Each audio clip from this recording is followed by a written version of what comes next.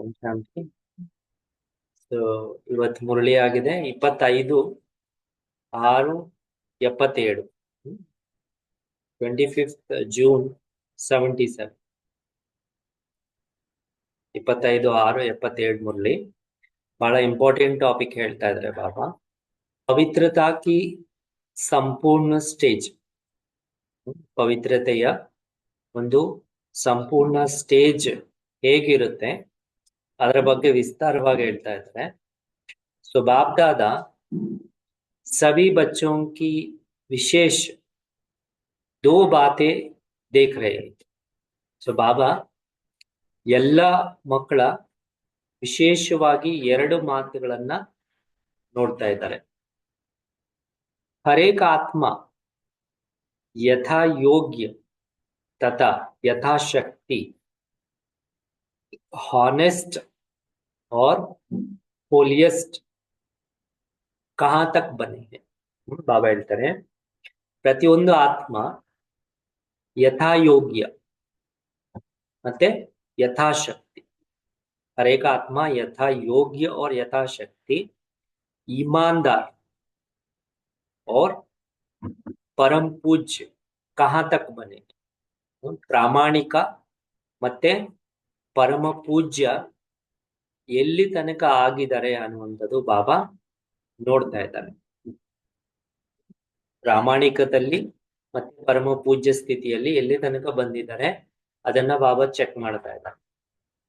हर एक पुरुषार्थी आत्मा बाप के संबंध में हॉनेस्ट अर्थात बाप से ईमानदार. ಪ್ರತಿಯೊಂದು ಪುರುಷಾರ್ಥಿ ಆತ್ಮ ತಂದೆಯ ಸಂಬಂಧದಲ್ಲಿ ಹಾನೆಸ್ಟ್ ಪ್ರಾಮಾಣಿಕ, ಅರ್ಥಾತ್ ತಂದೆ ಜೊತೆ ಎಷ್ಟು ಪ್ರಾಮಾಣಿಕವಾಗಿದ್ದಾರೆ. ಸಚ್ಚಿ ದಿಲ್ ವಾಲೆ ಬನ್ನೆ ಕಾ ಲಕ್ಷ್ಯ ರಖ್ ಕರ್ ಚಲ್ ರಹೆ हैं. ಸತ್ಯವಾದಂತಹ ಹೃದಯವನ್ನ ಇಟ್ಕೊಂಡು ಲಕ್ಷ್ಯವನ್ನ ಇಟ್ಕೊಂಡು ನಡೀತಾ ಇದ್ದೀರಾ. ಲೇಕಿನ್ ಹಾನೆಸ್ಟ್ ಬನ್ನೆ ಮೇ ಬಿ ನಂಬರ್ 1. ಆದ್ರೆ ಹಾನೆಸ್ಟ್ ಅರ್ಥಾತ್ ಪ್ರಾಮಾಣಿಕದಲ್ಲಿ ಮಕ್ಕಳು ಹೇಗಿದ್ದಾರೆ ಅಂದ್ರೆ ನಂಬರ್ 1 ಆಗಿದೆ. ತಂದೆಯ ಜೊತೆ ಪ್ರಾಮಾಣಿಕತೆಯನ್ನ ನಿಭಾಯಿಸುವಂತದ್ರಲ್ಲಿ ನಂಬರ್ 1 ಆಗಿದ್ದಾರೆ. ಅದರಲ್ಲಿ ಫಸ್ಟ್ ಬಾಬಾ ಹೇಳ್ತಾರೆ ಜಿತನಾ ಹಾನೆಸ್ಟ್ ಹೋಗಾ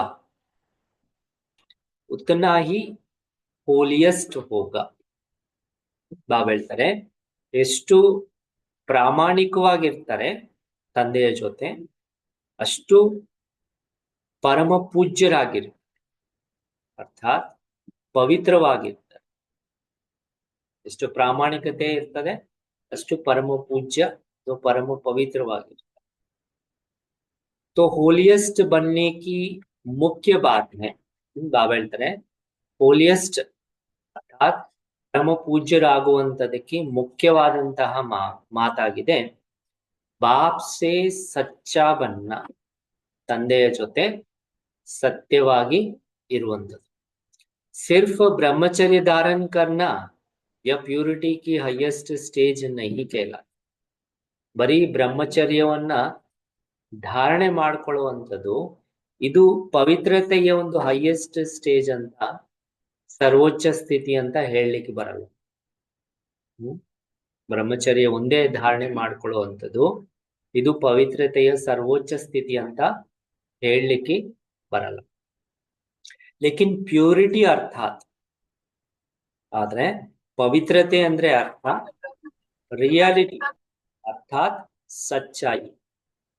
ಪವಿತ್ರತೆ ಅಂದ್ರೆ ಅರ್ಥ ಬಾಬಾ ಹೇಳ್ತಾರೆ ರಿಯಾಲಿಟಿ ಅಂದ್ರೆ ಸತ್ಯತೆ ಎಷ್ಟಿದೆ, ಪ್ರಾಮಾಣಿಕತೆ ಎಷ್ಟಿದೆ. 2 ಗುಣಗಳನ್ನ ಬಾಬಾ ಪವಿತ್ರತೆಯಲ್ಲಿ ಹೋಲಿಸ್ತಾರೆ ಅಥವಾ ಮೀಟರ್. ಈ 2 ಗುಣಗಳೇ ಮೀಟರ್ ಆಗಿದೆ ಪವಿತ್ರತೆಯನ್ನ ಚೆಕ್ ಮಾಡ್ಲಿಕ್ಕೋಸ್ಕರ. ಮೀಟರ್ ಚೆಕ್ ಮಾಡ್ತಾರಲ್ಲ, 2 ಪವಿತ್ರತೆ ಚೆಕ್ ಮಾಡ್ಬೇಕಂದ್ರೆ ಸತ್ಯತೆ ಎಷ್ಟಿದೆ, ಪ್ರಾಮಾಣಿಕತೆ ಎಷ್ಟಿದೆ, 2 ಚೆಕ್ ಮಾಡಿದ್ರೆ ನಿಮ್ಮ ಪವಿತ್ರತೆ ಪರ್ಸೆಂಟೇಜ್ ಏನಿದೆ ಗೊತ್ತಾಗುತ್ತೆ. ऐसी सच्ची दिल वाले, दिल वाला बाप के दिल तक नशीन है.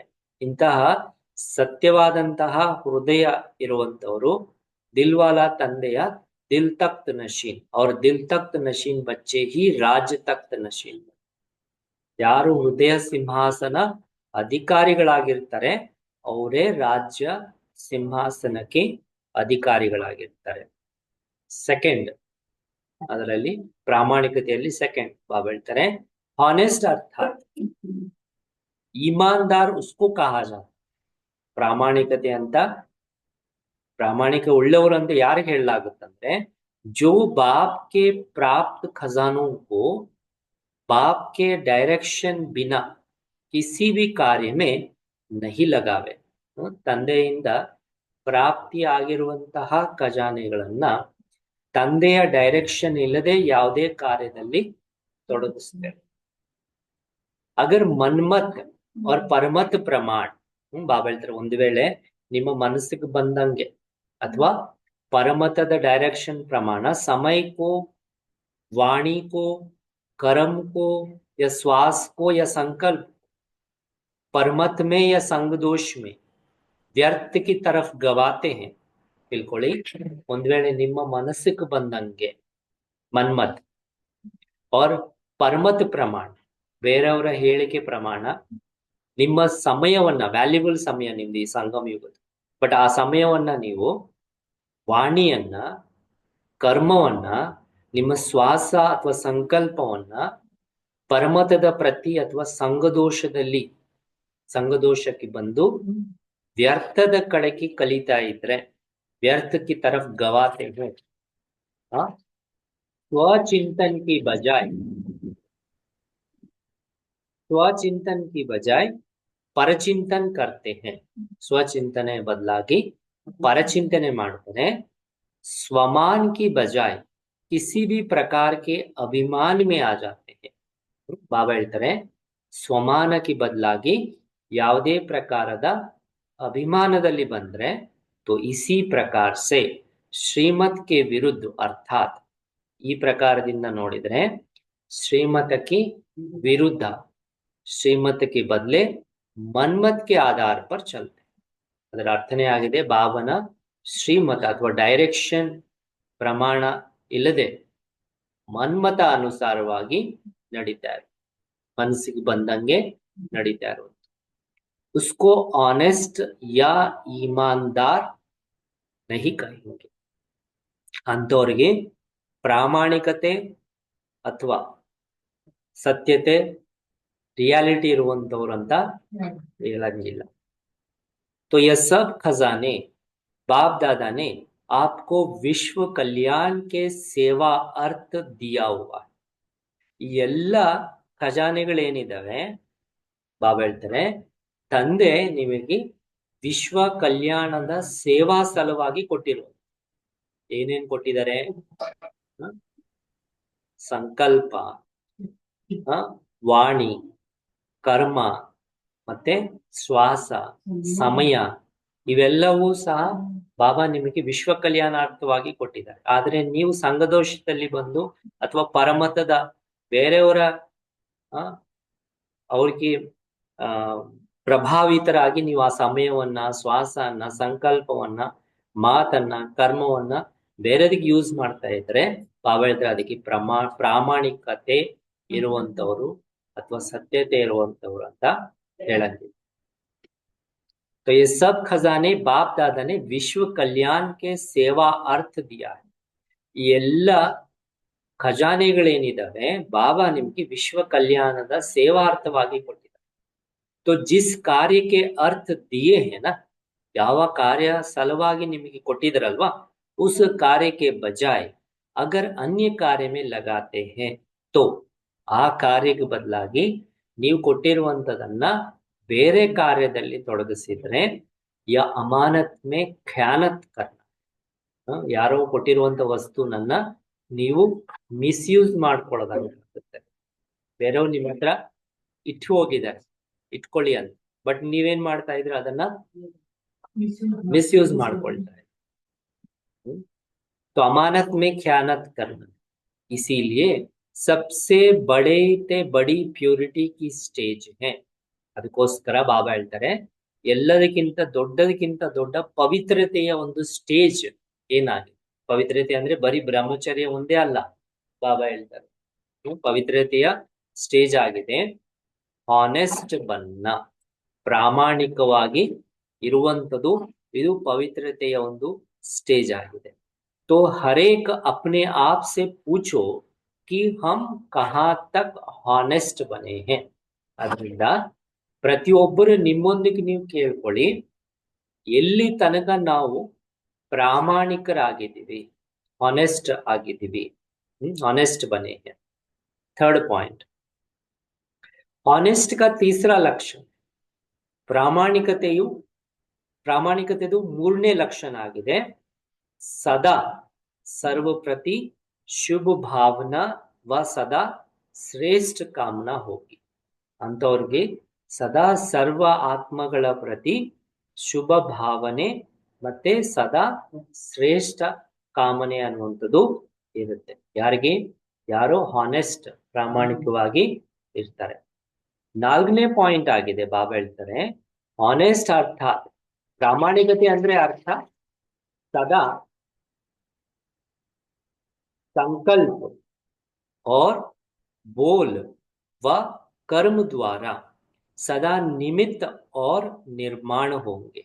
ಬಾಬಾ ಹೇಳ್ತಾರೆ ಪ್ರಾಮಾಣಿಕತೆ ಅಂದ್ರೇನೆ ಅರ್ಥ ಸದಾ ಸಂಕಲ್ಪ ಮತ್ತೆ ಮಾತು ಮತ್ತೆ ಕರ್ಮದ ಮೂಲಕ ಸದಾ ಹೇಗಿರ್ತಾರೆ?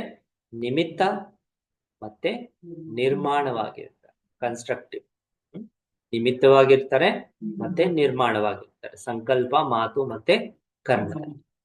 5ನೇದಾಗಿದೆ ಹಾನೆಸ್ಟ್ ಅರ್ಥಾತ್, ಪ್ರಾಮಾಣಿಕತೆ ಅಂದ್ರೆ ಅರ್ಥ ಹರ್ ಕದಂ ಮೇ ಸಮರ್ಥ ಸ್ಥಿತಿ ಕಾ ಅನುಭವ.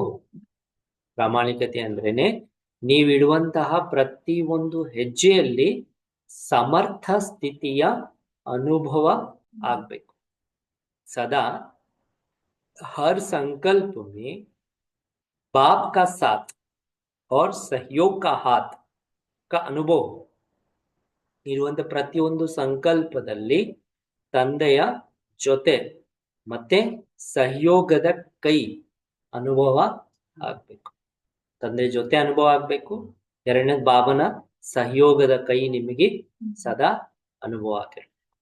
6ನೇ ಪಾಯಿಂಟ್ ಆಗಿದೆ ಹಾನೆಸ್ಟ್ ಅರ್ಥಾತ್ ಹರ್ ಕದಂ ಮೇ ಚಡ್ತಿ ಕಲಾ ಕಾ ಅನುಭವ ಹೋ. ಪ್ರಾಮಾಣಿಕತೆ ಅಂದ್ರೇನೆ ಅರ್ಥ ಇನ್ನೊಂದು ರೀತಿಯಲ್ಲಿ ಪ್ರತಿಯೊಂದು ಹೆಜ್ಜೆಯಲ್ಲಿನೂ ಸಹ ಏರುವ ಕಲೆಯ ಅನುಭವ ಆಗ್ಬೇಕು. ಚಡ್ತಿ ಕಲಾ ಕಾ ಅನುಭವ, ಏರುವ ಕಲೆಯ ಅನುಭವ ಪ್ರತಿಯೊಂದು ಹೆಜ್ಜೆಯಲ್ಲಿ ನಿಮಗೆ ಆಗ್ತಾ ಇರ್ಬೇಕು. 7th ಪಾಯಿಂಟ್ ಆಗಿದೆ ಹಾನೆಸ್ಟ್ ಅರ್ಥಾತ್, ಪ್ರಾಮಾಣಿಕತೆ ಅಂದ್ರೆ ಅರ್ಥ जैसे बाप जो है जैसा है, तो बाप बच्चों के आगे प्रत्यक्ष है. ಹೇಗೆ ತಂದೆ ಯಾರಾಗಿದ್ದಾರೆ, ಹೇಗಿದ್ದಾರೆ, ಅದೇ ರೀತಿಯಲ್ಲಿ ಮಕ್ಕಳ ಎದುರುಗಡೆ ಬಾಬಾ ಪ್ರತ್ಯಕ್ಷವಾಗಿದ್ದಾರೆ. ವೈಸೆ ಬಚ್ಚೆ ಜೋ ಹೈ, ಅದೇ ರೀತಿಯಲ್ಲಿ ಮಕ್ಕಳು ಯಾರಾಗಿದ್ದಾರೆ, ಜೈಸೆ ಹೇ ವೈಸೆ ಹಿ, ಹೇಗಿದ್ದಾರೆ ಅದೇ ರೀತಿಯಲ್ಲಿ ಬಾಪ್ ಕೆ ಆಗೆ ಸ್ವಯಂ ಕೋ ಪ್ರತ್ಯಕ್ಷ ಕರೆ. ಹೇಗಿದ್ದಾರೆ ಅದೇ ರೀತಿಯಲ್ಲಿ ಮಕ್ಕಳು ಸಹ ತಂದೆ ಎದುರುಗಡೆ ಸ್ವಯಂ ನನ್ನ ಪ್ರತ್ಯಕ್ಷ ಮಾಡ್ಕೊಳ್ಳೋದು. ऐसे नहीं कि बाप तो सब कुछ जानता है, ಈ ರೀತಿ ತಿಳ್ಕೊಳ್ಬಾರ್ದು. ನನ್ನ ಹತ್ರ ಏನಿದೆಯೋ, ನಾನು ಹೇಗಿದ್ದೀನೋ, ನಂದೇನ್ ಲೆಕ್ಕಾಚಾರ ಇದೆಯಾ ಅಂತೂ ತಂದೆ ಗೊತ್ತಲ್ವಾ, ಏನ್ ಹೇಳೋದು ಇಲ್ಲ. ನೀವು ನಿಜವಾಗ್ಲೂ ಬಾಬನ ಹತ್ರ ಶ್ರೀಮತ ಡೈರೆಕ್ಷನ್ ತಗೊಂಡು ಅದರ ಅನುಸಾರವಾಗಿ ನಡಿಬೇಕಂದ್ರೆ ನಿಮ್ದು A to Z ಲೆಕ್ಕ पिन टू पिन बाबन हत्र ಗೊತ್ತಿರ್ಬೇಕು. जब पता चलेगा बाप उसी हिसाब से बाप डायरेक्शन दे, है ना. ನಿಮ್ ಬಗ್ಗೆ ಎಲ್ಲ ಗೊತ್ತಿದ್ರೇನೆ ಬಾಬಾ ನಿಮ್ಗೆ ಡೈರೆಕ್ಷನ್ ಅನ್ನೋದು ಕೊಡ್ತಾರೆ. ಅದರ ಅನುಸಾರವಾಗಿ ನೀವು ನಡೀತಾ ಇದ್ರೆ ರೆಸ್ಪಾನ್ಸಿಬಿಲಿಟಿ ಬಾಬಾ. ನೀವೇನು ಹೇಳೋದೇ ಇಲ್ಲ, ನೀವೆಲ್ಲ ಮುಚ್ಚಿಟ್ಕೊಂಡು ನನಗೆ ಬಾಬಾ ಡೈರೆಕ್ಷನ್ ಕೊಡ್ಲಿ ಅಂದ್ರೆ ಬಾಬಾ ಹೆಂಗ್ ಕೊಡ್ತಾರೆ?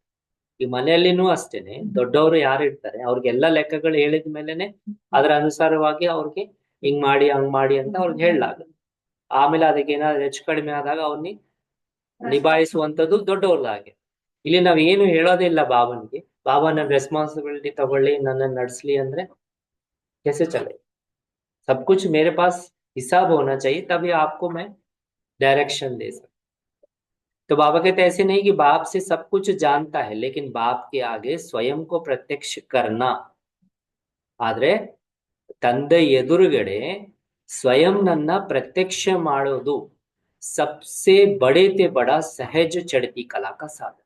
ಇದೇ ಎಲ್ಲದಕ್ಕಿಂತ ದೊಡ್ಡ ಸಹಜ ಏರುವ ಕಲೆ ಸಾಧನೆ. ನಿಜ ನೀವು ಎಲ್ಲ ಸಹ ಬಾಬನಿಗೆ A to Z ನಿಮ್ಗೆ ಎಷ್ಟು ಬರುತ್ತೆ, ಯಾಕಂದ್ರೆ ನಾನು ಸ್ಟಾರ್ಟಿಂಗ್ ನಲ್ಲಿ ಬಾಬನ್ಗೆ ಕಂಪ್ಲೀಟ್ ತಿಳಿಸ್ತಾ ಇದೆ, ನನ್ನ ಹತ್ರ ಇಷ್ಟು ಸಾಲ ಇದೆ, ನನ್ಗೆ ಇಷ್ಟು ಅಮೌಂಟ್ ಬರುತ್ತೆ, ನನ್ಗೆ ಇಷ್ಟು ಸೇವೆಗೆ ಎಷ್ಟು ಕೊಡ್ಬೇಕು, ಅದೇ ಬಾಬಾ ಡಿಸೈಡ್ ಅಂದ್ರೆ ನಿಮಿತ್ತ ಮೂಲಕ ನನಗೆ ಬಾಬಾ ಡಿಸೈಡ್ ಮಾಡಿದೆ ಇಷ್ಟು ಕೊಡಿ ಅಷ್ಟು ಕೊಡಿ. ಅದ್ ಹಂಗೇನೆ ಪ್ರೋಗ್ರೆಸ್ ಹೆಂಗೆ ಆಗ್ತಾ ಇದೆ ಅಂದ್ರೆ ಬಾಬಾ ಅದ್ರ ತರನೇ ಪ್ರೋಗ್ರೆಸ್ ನಡೀತಾ ಇದೆ. ಏನಾದ್ರು ಹೆಚ್ಚು ಕಡಿಮೆ ಆಗಿದ್ರು ಬಾಬಾ ಸಂಭಾಲನೆ ಆ ತರ. ಸೊ ಆವಾಗಿಂದನೂ ಸಹ ಇಲ್ಲಿ ತನಕ ಸೈಕಲ್ ಏನಿದೆ ಕೆಳಗಡೆ ಇಲ್ಲ, ಸೈಕಲ್ ಮೇಲೇನೆ ಇದೆ. ಯಾಕಂದ್ರೆ ಬಾಬಾ ಜವಾಬ್ದಾರಿ ತಗೊಂಡದ ಮೇಲೆ ನಡ್ಸೋದನ್ನು ಸಹ बाबा आगे।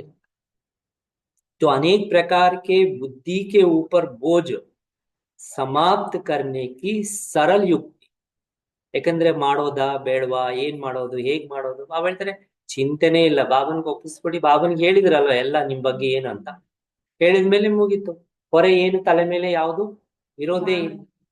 तो अनेक प्रकार के बुद्धि के ऊपर बोझ समाप्त करने की सरल युक्ति, ಅನೇಕ ಪ್ರಕಾರದ ಹೊರೆ ಬುದ್ಧಿ ಮೇಲೆ ಏನಿದೆ ಅದನ್ನ ಸಮಾಪ್ತಿ ಮಾಡಿಕೊಳ್ಳುವಂತಹ ಸರಳ ಯುಕ್ತಿ ಇದೇ ಆಗಿದೆ. ಸ್ವಯಂ ಕೋ ಸ್ಪಷ್ಟ ಕರ್, ಬಾಬನ ಎದುರುಗಡೆ ಸ್ವಯಂ ನನ್ನ ಸ್ಪಷ್ಟ ಮಾಡ್ಕೊಳ್ಳೋದು, ಅರ್ಥಾತ್ ಪುರುಷಾರ್ಥ ಕಾ ಮಾರ್ಗ ಕೋ ಸ್ಪಷ್ಟ ಹೋನಾ, ನಾನೇನ್ ಪುರುಷಾರ್ಥ ಮಾಡ್ಬೇಕು ಅನ್ನುವಂಥದ್ದು ಅದರ ಮಾರ್ಗ ಸ್ಪಷ್ಟ ಮಾಡ್ಕೊಳ್ಳೋದು. ನೀವು ತಂದೆ ತಿಳಿಸಿದ್ರೆ ಎಲ್ಲ ಬಾಬಾ ಪುರುಷಾರ್ಥ ಹೇಗ್ ಮಾಡ್ಬೇಕು, ಯಾವ ತರ ಮಾಡ್ಬೇಕು, ಸೇವೆ ಹೇಗ್ ಮಾಡ್ಬೇಕು, ಯಾವ ತರ ಮಾಡ್ಬೇಕು ಅಂತ ಬಾಬಾ ಸ್ಪಷ್ಟ ಮಾಡ್ತಾರೆ. ನಿಮ್ಮ ತಲೆ ಮೇಲೆ ಹೊರೆನೇ ಇರಲ್ಲ, ಬುದ್ಧಿ ಭಾರನೇ ಆಗಲ್ಲ. ಸ್ವಯಂ ಕು ಸ್ಪಷ್ಟತಾ ಸೆ ಶ್ರೇಷ್ಠ ಬನಾನ, ಸ್ವಯಂ ನನ್ನ ಎಷ್ಟು ಸ್ಪಷ್ಟ ಮಾಡ್ಕೊಳ್ತೀರಿ ಬಾಬನ ಎದುರುಗಡೆ ಅಷ್ಟು ಶ್ರೇಷ್ಠರು ಆಗ್ತಾ ಹೋಗ್ತಾರೆ, ಸಹಜವಾಗಿ ಆಗ್ತಾರೆ. ಇದ್ರಲ್ಲಿ ಏನು ಕಷ್ಟನೇ ಇಲ್ಲ, ಬಟ್ ಸ್ಪಷ್ಟ ಮಾಡ್ಕೊಳ್ಳೋದು ಕ್ಲಿಯರ್ ಆಗಿರ್ಬೇಕು. ಲೇಕಿನ್ ಕರ್ತೆ ಕ್ಯಾ ಹೋ, ಆದ್ರೆ ಮಕ್ಳು ಏನ್ ಮಾಡ್ತಾರೆ, करते क्या हो, बोलते हैं हम लोग ज्ञान को ऐसा करना पुरुषार्थ ऐसा चलना ऐसा चलना, पर करते क्या, कुछ बताते हो कुछ छिपाते हो. कोई बाबा मांग ना ले, ಬಾಬಾ ಎಲ್ಲಿ ನನ್ನ ಹತ್ರ ದುಡ್ಡು ಇಷ್ಟಿದೀ ಅಂದ್ರೆ ತಗೊಂಡ್ಬಿಡ್ತಾರೇನೋ ಅಂತ ಮುಚ್ಚಿಟ್ಕೊಳ್ಳೋದು. ಬಾಬಾ ಹೇಳ್ತಾರೆ ಕುಚ್ ಬತಾತೆ ಹೇ ಕುಚ್ छिपाते हैं, करते हैं बच्चे. ಇದು ಬಹಳ ನೋಡಿದ್ ನಾನು ಇವೆಲ್ಲ ಸಹ. और बताते भी हैं तो कोई सैल्वेशन के प्राप्ति के स्वार्थ के आधार पर बता, ಏನಾದ್ರೂ ಹೇಳಿದ್ರು ಸಹ ಬಾಬನಿಂದ ಏನಾದ್ರೂ ಒಂದು ಹೆಲ್ಪ್ ಸಿಗುತ್ತಾ, ಸಹಯೋಗ ಸಿಗುತ್ತಾ, ಕಷ್ಟದಲ್ಲಿ ಇರುತ್ತೇವೆ ಆ ಸಹಯೋಗ ಅರ್ಥವಾಗಿನೇ ಸ್ವಾರ್ಥದ ಆಧಾರದ ಮೇಲೆ ಹೇಳ್ತಾರೆ. ಅಷ್ಟು ಬಿಟ್ರೆ ಪೂರ್ತಿ ಸಮಾಚಾರವನ್ನ ಬಾಬನಿಗೆ ತಿಳಿಸೋ ಮಕ್ಕಳು ಬಹಳ ಕಡಿಮೆ, ತಿಳಿಸೋದೇ. ಯಾಕಂದ್ರೆ ಅವ್ರಿಗೆ ಭಯ ಇರ್ತದೆ, ಎಲ್ಲಿ ಬಾಬಾ ನಮ್ಮನ್ನ ಹಿಡ್ಕೊಂಡ್ಬಿಡ್ತಾರೆ ಅನ್ನೋ. ಬಾಬಾ ಆತರ ಯಾರು ಹಿಡ್ಕೊಳ್ಳೋದೇ. ಬಾಬನ್ಗೆ ಏನ್ ಬೇಕಾಗಿದೆ ಹೇಳಿ, ಸರ್ವಶಕ್ತಿವಂತ. ಬಾಬಾ ಏನಾದ್ರು ತಗೊಂಡೋಗಿ ಪರಧಾಮದಲ್ಲಿ ಇಟ್ಕೊಳ್ತಾರೆ. ಬಾಬಾ ನಿಮ್ಮ ಒಳ್ಳೇದಕ್ಕೋಸ್ಕರ, ನಿಮ್ಮ ಉನ್ನತಿಗೋಸ್ಕರ ಹೆಂಗೆ ಉನ್ನತಿ ಆಗ್ಬೇಕಂತ ಅದ್ರ ತಕ್ಕಾಗಿನೇ ಬಾಬಾ ಡೈರೆಕ್ಷನ್ ಕೊಡ್ತಾರೆ.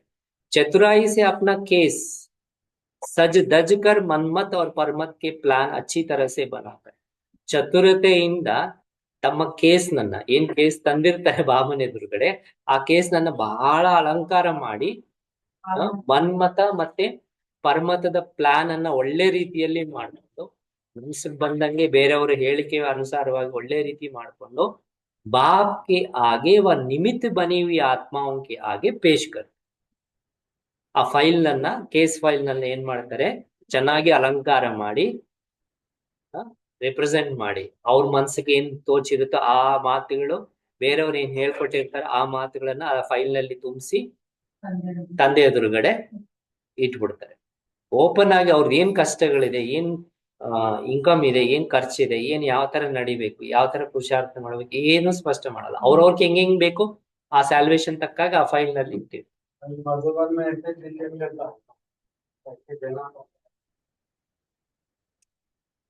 भोलानाथ बाप समझ और निमित्त बनी हुई आत्माओं को भी भोला समझकर, ತಂದೆ ಭೋಲಾನಾಥ್ ಅಲ್ವಾ, ಸೊ ಮುಗ್ಧ ಏನ್ ಗೊತ್ತಿರುತ್ತೆ ಬಾಬನಿಗೆ ನಾವ್ ಹಿಂಗ್ ಹೇಳಿದ್ರೆ.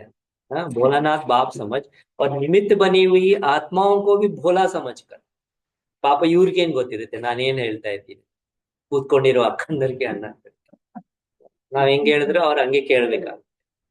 बोला समझ चतुराई से, चतुरತೆಯಿಂದ अपने आप को सच्चा सिद्ध करने से, तो रिजल्ट क्या होती है, ನಿಮ್ಮನ್ನ ನೀವು ನಾನ್ ಸತ್ಯ, ನಾನು ಹೇಳ್ತಾ ಇರೋದು ಸತ್ಯ ಅಂತ ನೀವು ನಿಮ್ಮನ್ನ ನೀವು ಸಿದ್ಧ ಮಾಡ್ಕೊಳ್ಳೋದ್ರಿಂದ ರಿಸಲ್ಟ್ ಏನಾಗಿರುತ್ತೆ.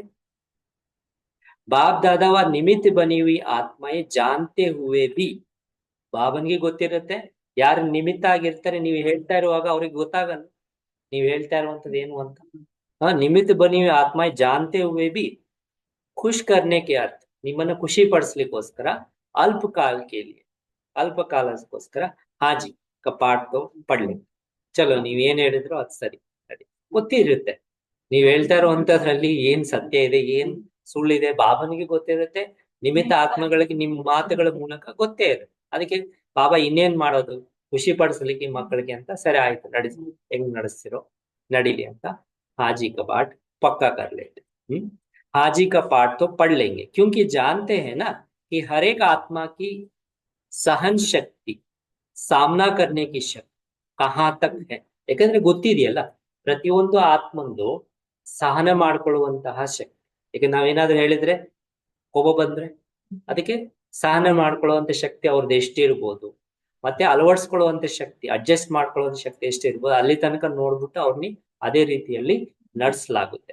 ಇಸ್ ರಾಜ್ ಕೋ ಜಾನ್ತೆ ಹುವೆ ನಾರಾಜ್ ನಹಿ ಹೋಗುದು, ಈ ರಹಸ್ಯವನ್ನ ಗೊತ್ತಿರೋ ಕಾರಣದಿಂದ ಬೇಜಾರ್ ಮಾಡ್ಕೊಳ್ಳುವಂಥದ್ದು ಇರೋದಿಲ್ಲ. ಬಾಬಾ ಆಗ್ಲಿ ಅಥವಾ ನಿಮಿತ್ತ ಆಗಿರುವಂತಹ ಆತ್ಮಗಳು ನಿಮ್ ಬಗ್ಗೆ ಗೊತ್ತಿದ್ರು, ನೀವೇನ್ ಫೈಲ್ ತೋರ್ಸಿರ್ತೀವಿ, तो उनको और ही आगे बढ़ाने की युक्ति देंगे.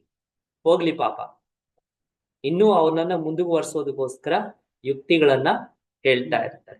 राजी भी करेंगे लेकिन राज से राजी करना और दिल से राजी करना फर्क.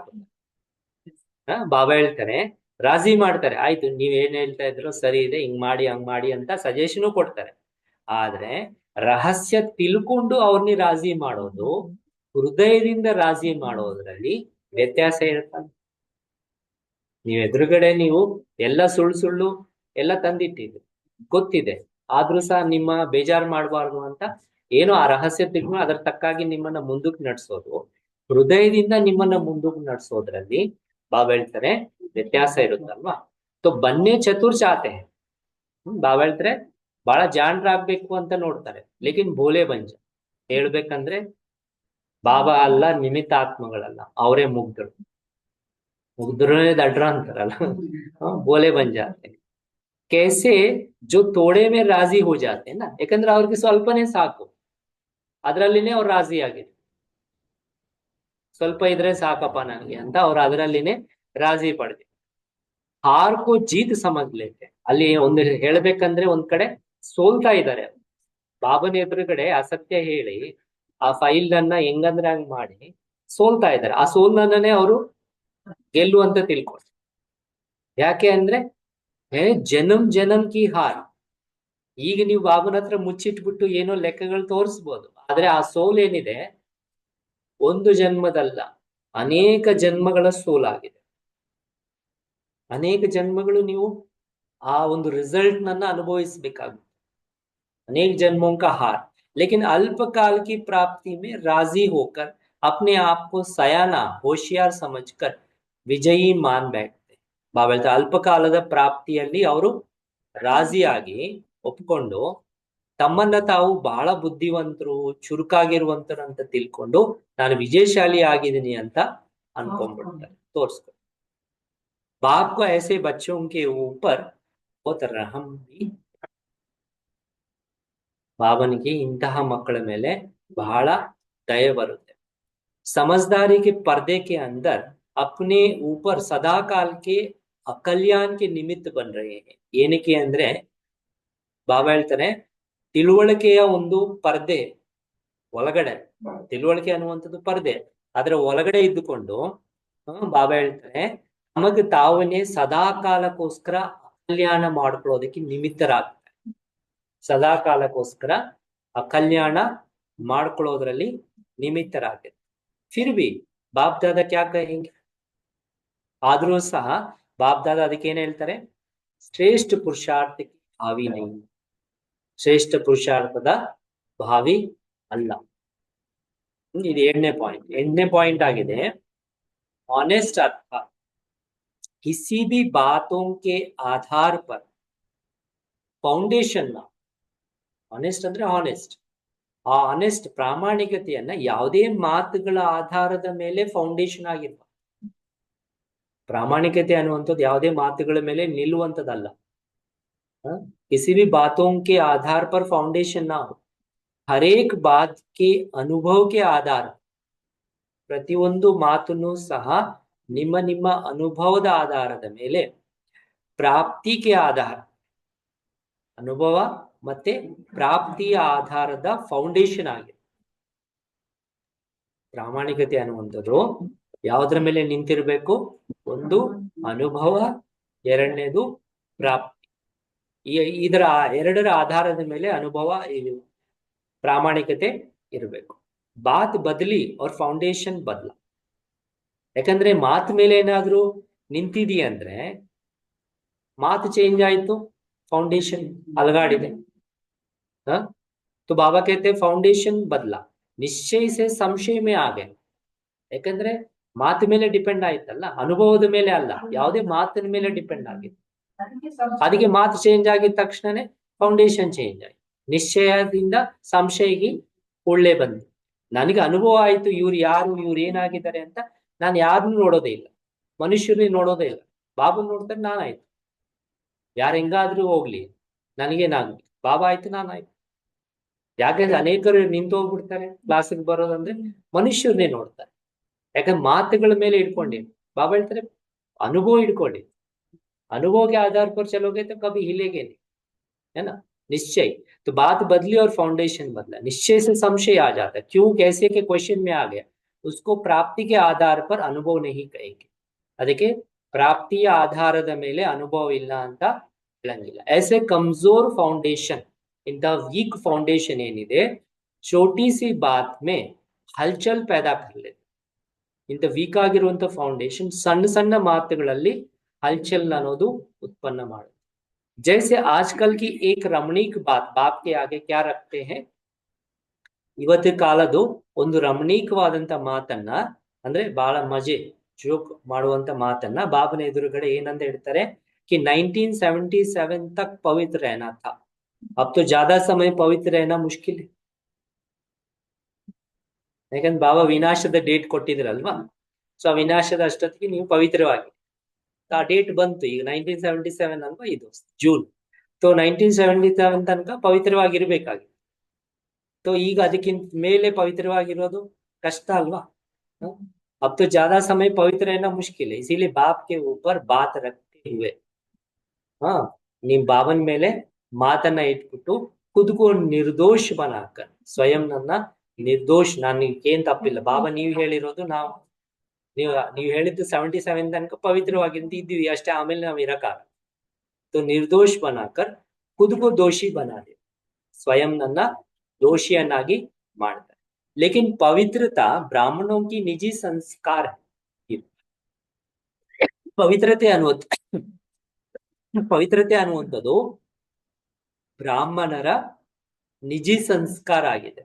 ಯಾವುದೇ ಮಾತಿನ ಮೇಲೆ, ಸಮಯದ ಮೇಲೆ ಡಿಪೆಂಡ್ ಆಗುವಂಥದ್ದಲ್ಲ ಇದು. ಪವಿತ್ರತೆ ಅನ್ನುವಂಥದ್ದು ಬ್ರಾಹ್ಮಣರ ಒರಿಜಿನಲ್ ಸಂಸ್ಕಾರ ಆಗಿದೆ. ಅದಕ್ಕೆ ಸಂಸ್ಕಾರ ನೈ, ಹದ್ದಿನ ಸಂಸ್ಕಾರಗಳೆಲ್ಲ ನಮ್ದು. हद की पवित्रता अर्थात एक जन्म तक की पवित्रता, हद का सन्यास. ಹದ್ದಿನ ಪವಿತ್ರತೆ ಅಂದ್ರೇನೆ ಅರ್ಥ ಒಂದು ಜನ್ಮದ ಪವಿತ್ರತೆ. ಹದ್ದಿನ ಸನ್ಯಾಸಿಗಳು ಮಾಡ್ತಾರಲ್ಲ ಒಂದು ಜನ್ಮಕ್ಕೋಸ್ಕರ. ಬಟ್ ನಮ್ದೆಷ್ಟು 21 ಜನ್ಮಗಳಕ್ಕೋಸ್ಕರ ನಾವು ಪವಿತ್ರ ದೇಹದ. बेहद के सन्यासियों को जन्म जन्मांतर के लिए अपवित्रता का सन्यास, ಬೇಹದ್ದಿನ ಸನ್ಯಾಸಿಗಳಿಗೆ ಜನ್ಮ ಜನ್ಮಾಂತರಕ್ಕೋಸ್ಕರ ಅಪವಿತ್ರತೆಯ ಸನ್ಯಾಸ. तो बाप दादा ने पवित्रता के लिए कभी समय की सीमा दी थी क्या? ಅವ ಪವಿತ್ರತೆಗೋಸ್ಕರ ಯಾವ್ದಾದ್ರು ಸಮಯದ ಬೌಂಡ್ರಿಯನ್ನ ಕೊಟ್ಟಿದ್ರಲ್ಲ, ಈ ಸಮಯ ತನಕ ಅಷ್ಟೇ, ಈ ಸಮಯದ ಮೇಲೆ ನೀವು ಇರಂಗಿಲ್ಲ ಅಂತ. स्लोगन में भी ये लिखते हो ना कि बाप से सदा काल के लिए पवित्रता सुख ಶಾಂತಿ का वर्षा लो. ಸ್ಲೋಗನ್ ನಲ್ಲಿನೂ ಸಹ ಇದೇ ಬರೀತಿರಲ್ವಾ, ತಂದೆಯಿಂದ ನೀವು ಸದಾ ಕಾಲಕ್ಕೋಸ್ಕರ ಪವಿತ್ರತೆ ಸುಖ ಶಾಂತಿಯ ಆಸ್ತಿಯನ್ನ ತಗೊಳ್ಳಿ ಅಂತ ಎಲ್ಲರೂ ಕೇಳ್ತಿರಲ್ವಾ. तो समय के आधार पर पवित्र रहना, इसको कौन सी पवित्रता की स्टेज कहेंगे? ಬಾಬಾ ಹೇಳ್ತಾರೆ ಸಮಯದ ಆಧಾರದ ಮೇಲೆ ಪವಿತ್ರವಾಗಿರುವುದು, ಇದಕ್ಕೆ ಯಾವ ಒಂದು ಸ್ಟೇಜ್ ನ ಪವಿತ್ರತೆ ಅಂತ ಹೇಳ್ಬೇಕು. क्वेश्चन कहता है। तो इससे सिद्ध है कि स्वयं का अनुभव और प्राप्ति के आधार पर फाउंडेशन नहीं है. ಇದರಿಂದ ಏನ್ ಸಿದ್ಧ ಆಗ್ತಾ ಇದೆ? ಸ್ವಯಂನ ಅನುಭವದ ಮೇಲೆ ಅಥವಾ ಪ್ರಾಪ್ತಿಯ ಆಧಾರದ ಮೇಲೆ ನಿಮ್ಮ ಫೌಂಡೇಶನ್ ನಿಂತಿಲ್ಲ. ಒಂದು ಸ್ವಯಂನ ಅನುಭವದ ಮೇಲೆ ಮತ್ತೆ ಪ್ರಾಪ್ತಿಯ ಆಧಾರದ ಮೇಲೆ ನಿಮ್ಮ ಫೌಂಡೇಶನ್ नहीं. तो ऑनेस्ट बच्चों का यह लक्षण नहीं है. लास्ट पॉइंट ಇದು is honest ಮಕ್ಕಳ ಈ ಲಕ್ಷಣ ಅಲ್ಲ ಅಂತ. honest ಅರ್ಥಾತ್ ಸದಾ ಹೋಲಿಯಸ್ಟ್. honest ಅಂದ್ರೇನೆ ಅರ್ಥ सदा परम पूज्य. समझा? honest किसको कहा जाता है? ಆಯ್ತಾ? honest ಅಂತ ಯಾರಿಗೆ ಹೇಳಲಾಗುತ್ತೆ? ನಮಸ್ತೆ ನಮಸ್ತೆ ನಮಸ್ತೆ.